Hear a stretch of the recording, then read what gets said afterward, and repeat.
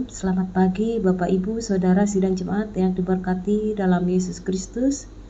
Pagi hari ini kembali kita diberikan kesempatan untuk belajar dari kebenaran firman Tuhan sesuai dengan Almanak Nas Gereja Kalimantan Evangelis, yaitu tanggal 3 Februari 2023, dan firman Tuhan untuk kita pada pagi hari ini terambil dari Yesaya pasal yang ke-29 ayat yang pertama sampai ayat yang ke-8. Sebelum kita bersama-sama membaca dan belajar dari kebenaran firman Tuhan ini, mari kita bersama-sama memohon pimpinan Roh Kudus. Kita bersatu hati di dalam doa. Kita berdoa. Pujian dan syukur kami naikkan kepadamu ya Tuhan atas segala kebaikan dan kemurahan-Mu yang selalu memimpin, menjaga, memelihara kami, terkhusus panjang malam yang telah kami lalui. Di pagi hari ini kami akan bersama-sama belajar dari kebenaran firman-Mu. Kami mohon bimbingan Roh Kudus-Mu agar kami boleh mengerti dan memahami akan maksud dari firman-Mu buat kami pada pagi hari ini. Berfirman ya Tuhan, karena kami siap mendengarkannya. Amin.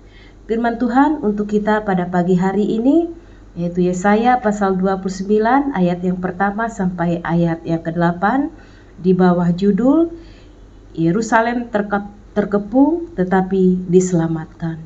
Ayat yang pertama, celakalah Ariel, kota tempat Daud berkemah. Biarlah tahun demi tahun perayaan-perayaan silih berganti. Aku akan menyesahkan Ariel sehingga orang mengerang dan mengadu. Di kota itu akan seperti perapian bagiku. Aku akan berkemah di segala penjuru mengepung engkau, dan akan membuat tempat-tempat pengintaian untuk mengimpit engkau, dan akan mendirikan pagar-pagar pengepungan terhadap engkau. Maka engkau akan merendahkan diri dan engkau bersuara dari dalam tanah. Perkataanmu kedengaran samar-samar dari dalam debu.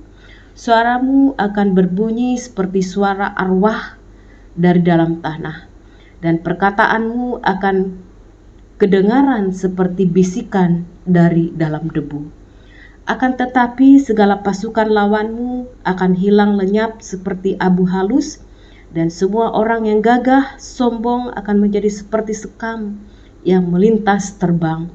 Sebab dengan tiba-tiba dalam sekejap mata engkau akan melihat kedatangan Tuhan semesta alam, dalam guntur, gempa, dan suara hebat, dalam puting beliung dan badai, dan dalam nyala api yang memakan habis. Maka segala pasukan bangsa-bangsa yang berperang melawan Ariel dan semua orang yang memerangi dia dan kubu-kubu pertahanannya dan orang-orang yang menyesakkan dia akan seperti mimpi dan seperti penglihatan malam-malam. Seumpama seorang yang lapar bermimpi ia sedang makan. Pada waktu terjaga perutnya masih kosong, atau seumpama seorang yang haus bermimpi ia sedang minum. Pada waktu terjaga sesungguhnya ia masih lelah, kerongkongannya masih dahaga. Demikianlah halnya dengan segala pasukan bangsa-bangsa yang berperang melawan gunung Sion. Firman-Mu itu pelita bagiku dan terang bagi jalanku. Amin.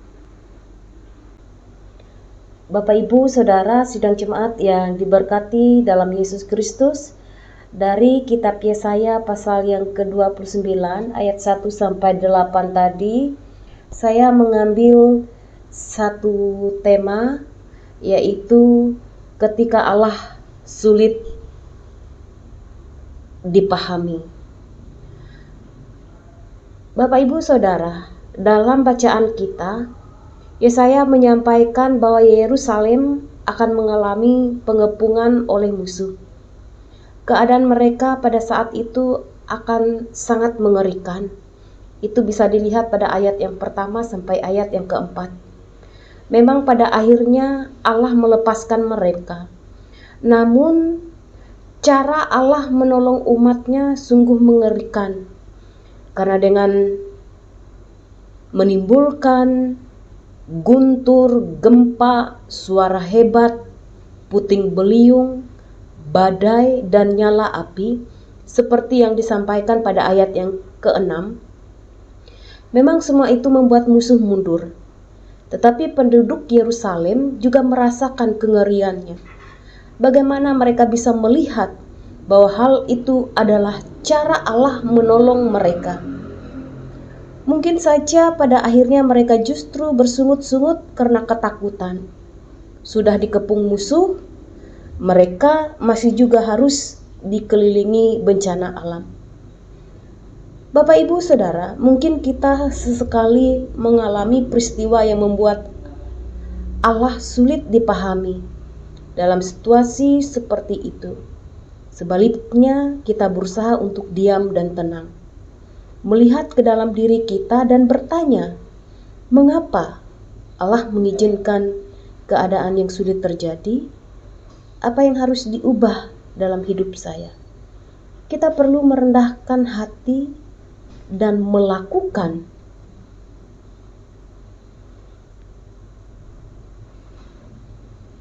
refleksi dari pengalaman buruk itu. Mari kita membuka mata lebih lebar untuk melihat lebih dekat, supaya dapat belajar dan mengerti kehendak Allah melalui peristiwa tersebut.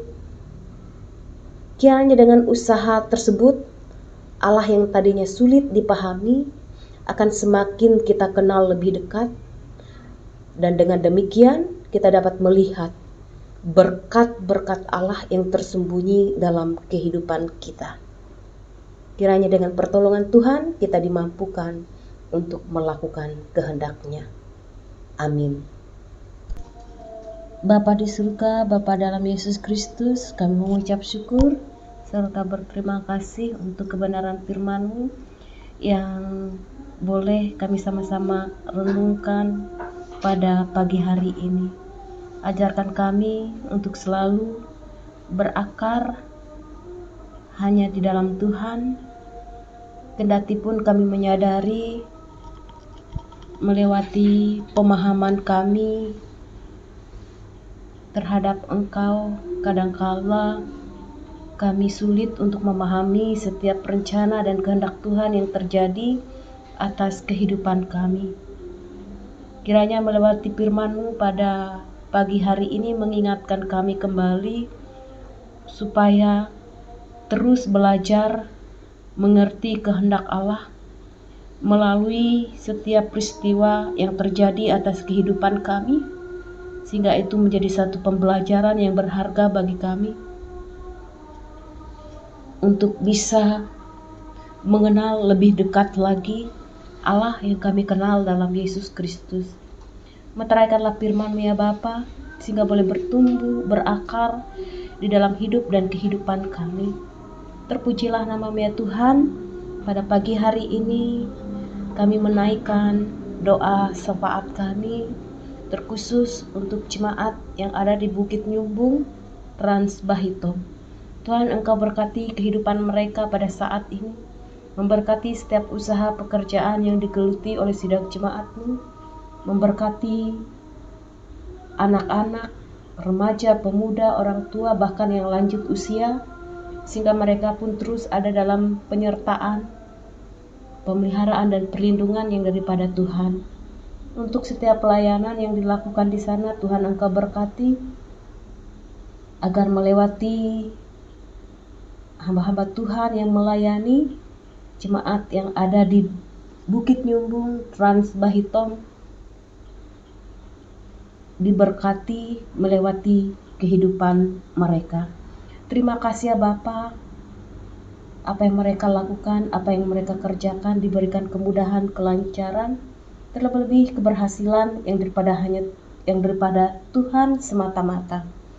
Kami pun juga berdoa menyerahkan kehidupan mereka pada saat ini, supaya dijauhkan dari segala mara bahaya, sakit penyakit yang mengancam ataupun yang merugikan mereka.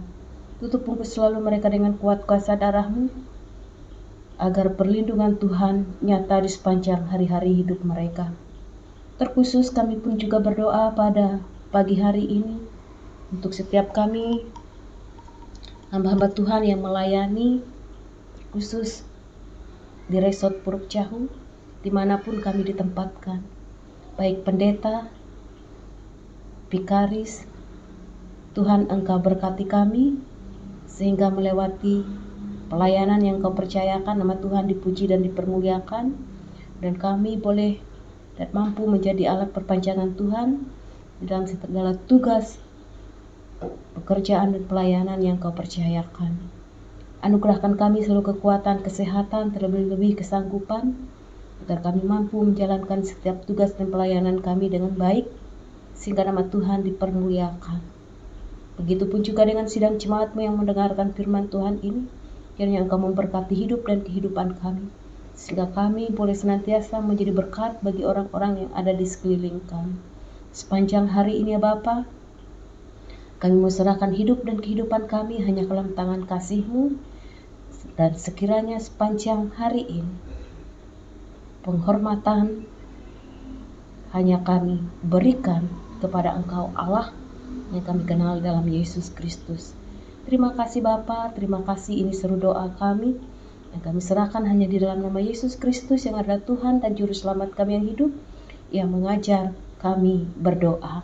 Bapa kami yang ada di surga, dikuduskanlah nama-Mu, datanglah kerajaan-Mu, jadilah kehendak-Mu di bumi seperti di surga. Berikanlah kami pada hari ini makanan kami yang secukupnya, dan ampunilah kami akan segala kesalahan kami, seperti kami juga mengampuni orang yang bersalah kepada kami. Jangan bawa kami ke dalam pencobaan, tapi lepaskanlah kami pada yang jahat, karena Kau punya kerajaan, kuasa dan kemuliaan sampai selama-lamanya. Amin.